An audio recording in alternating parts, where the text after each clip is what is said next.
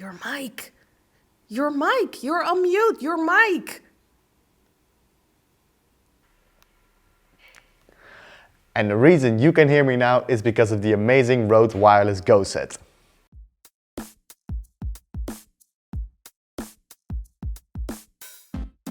In our last video about a microphone, we talked about the Blue Yeti USB condenser mic. And that is still a microphone to our heart. Another microphone in our hearts is a microphone we have used for a long time.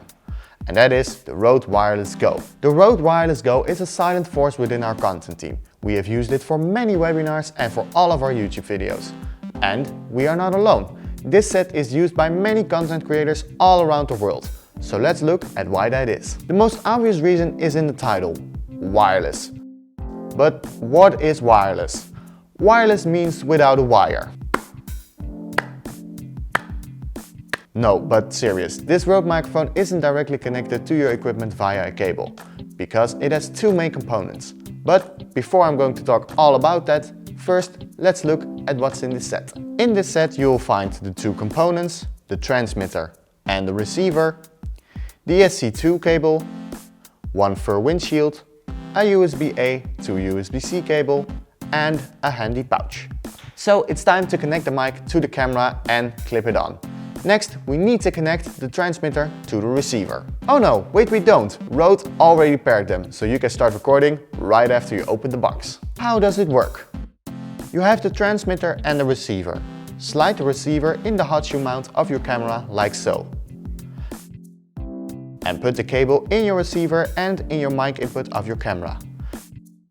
The transmitter has a port to connect an actual lavalier with a wire to the transmitter.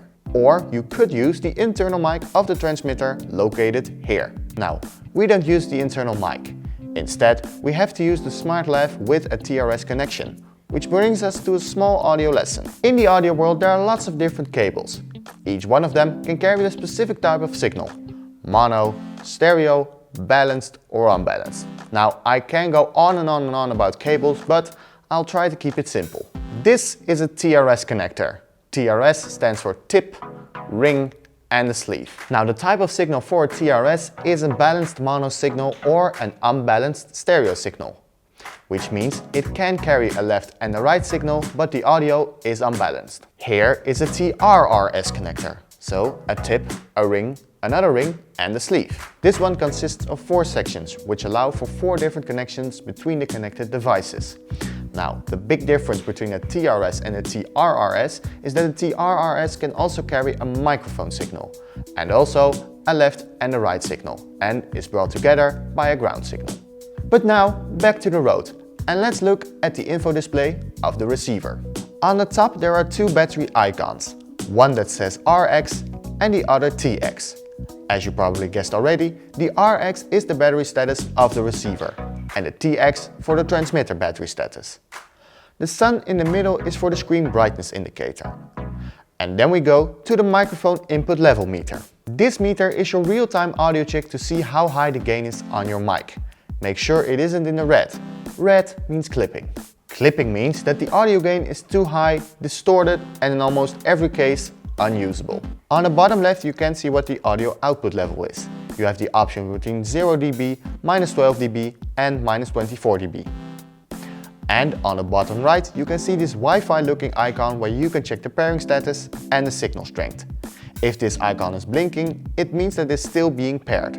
And the 3 stripes are there to indicate the strength between the transmitter and the receiver. So let's see how to clip this mic on a person. First, the transmitter. Now the transmitter has a very handy clip on the back, so you can clip it to the clothing. And don't put it inside your pocket. The mic cable might become loose and then you have no audio at all or it's unusable. Now the mic is connected, but the cable is still visible. And in most cases you want your mic as little visible as possible. The best way to do that is by tucking the mic cable under your shirt like so.